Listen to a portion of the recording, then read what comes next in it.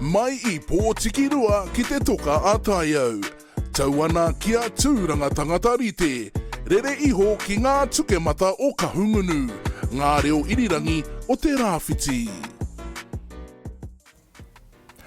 When you're at the marae sitting with your nan and your koro, there's no better drink than a KAPU TAIRA, the best drink to have a gas bag with. Brought to you by Turanga FM, Radio Ngāti Pro and Radio Kahungunu. Yes, a nice cup of tea with your koro or your kuia goes down well in the wharekai, especially the wharekai because that's where they get all the juicy gossip. Yeah, mea no koe. If you were having a cuppa with your kuia, what would you do?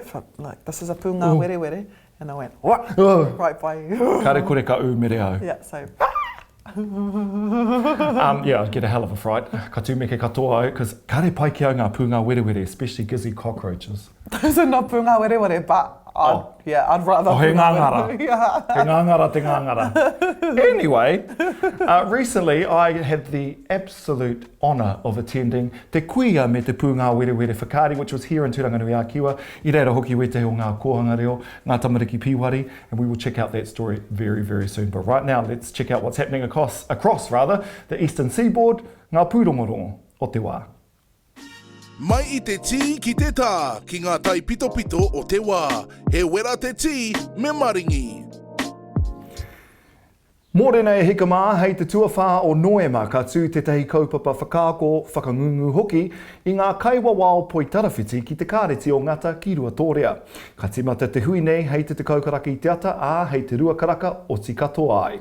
Ka riro mā Dawn Steele rāua ko Shannon Gray e nei mahi e whakahaere, nā reira koutou te hunga e hiana ke whakawhanake hea o koutou pūkenga, tēnā taki haere koutou ki te kaupapa nei. Ki turanga I nāenei, I nā te nui o te nama, kua riro I etahi o ngā kai hautu waka I turanga nei, nā te kino o ngā rori me te tene o ngā kōhao kei aua rori. E ai kia wakokotahi kei te takiwa o te ono te kaumā whetū ngā kareeme kua tukuna kia rātau e ngā marama e ono tuatahi o te tau nei. He tata ki te kaumano tāra te utu mā wakokotahi hei whakatika I ngā waka nei. Ki te mataua Māui I nāenei, e tūmanako hiana ka tīmata ngā mahi whakatika I ngā ara tereina ki wainga I te wairoa me ahuriri, hei ngā marama e tū mai nei. No tērā wiki tūwhera mai anō ai taua ara engari hei tā Daniel Hedefin, he nui tonu ngā mahi whakatika kia tino haumaru anō ai aua ara.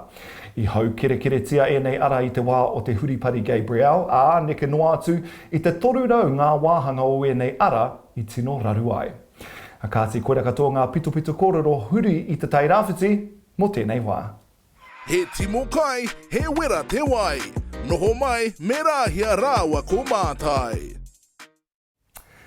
Taki Rua Productions brings to the stage Te Kuia me te Pungawerewere in a highly engaging 25-minute piece of theatre, completely into reo Māori, especially woven for preschool-aged tamariki and their whanau. Cute. Inspired by the children's story by Patricia Grace, this play is performed completely I te reo Māori, and mātai went along to check it out. It was very, very cute. Piwari ra wātu, kia mātai ki taki ake tātou.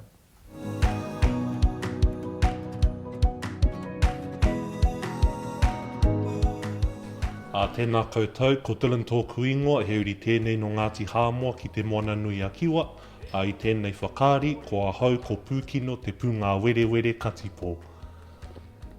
Tēnā rā koutou katoa, he uri tēnei no Waikato Ngāti Mania Poto Ngāti Pākehā, ko Amanda Noblet tōku ingoa. I tēnei rā, ko ahau Te Kuia. Si hei mauri ora, kia tātou katoa I tēnei ata. Ko ahau, ko Hosea Tuita a Lili tēnei, he uri tēnei no Ngāti Hāmoa ki te moana nui a Kiwa. I tēnei whakaari, ko ahau, ko pūpai te Pungawerewere. Te kaupapa o tēnei paki waitara, it's a famous New Zealand story, but for those that have not yet had the opportunity to read it, tell us about this story.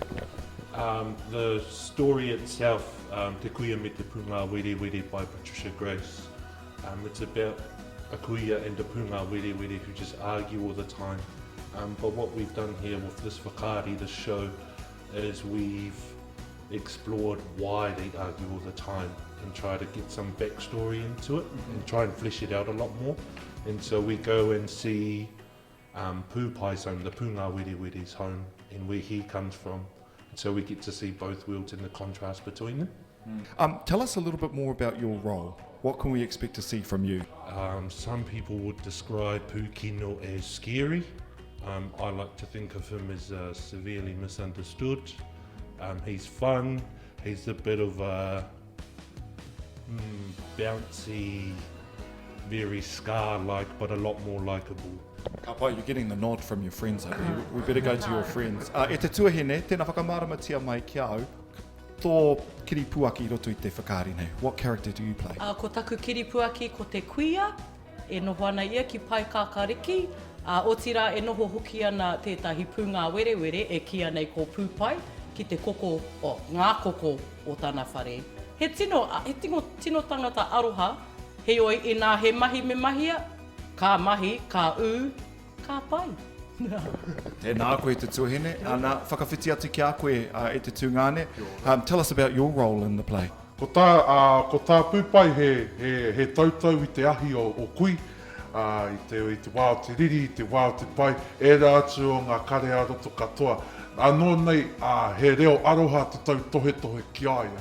Nā reira, ka hoki atu ia ki te Pungawerewere, te ao te Pungawerewere miki, tana kāinga, ko roa nei e pērāna. Nā reira, ka ahua tau hau ia, ki tōna no kāinga, ahakoa, koina tana papa kāinga. Nā reira, katoa ko tā pūpai haerenga kia, kimi I aia no, I roto I te Pungawerewere, otira I roto I te awārama. Kātahi anō koutou ka tū ki mua I te aroaro o ngā tamariki. You've just finished your first performance in front of our kids here in Te TAIRA WHITI. I pēhea I te tuahine? I rawe, miharo katoa, whū puku kata, I etahi wā he umere paku.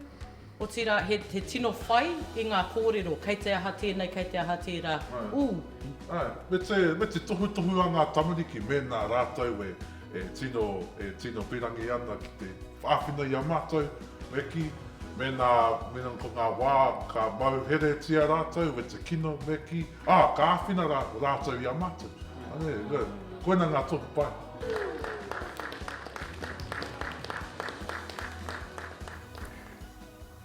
Ka mautuihi. Te Kuia me te Pungawerewere was hilarious, and as you saw in that clip, those kids absolutely loved it. But that's not the only whakaari in Turanganui-a-Kiwa at the moment. Kei te tika tāhau rāhia.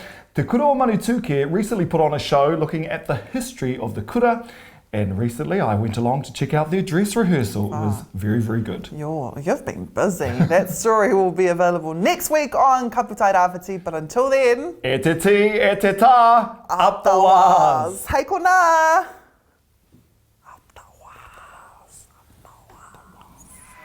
Radio Ngāti Porou, Radio Kahungunu, Tūranga FM, Kaputi me ngā irirangi o te rāwhiti.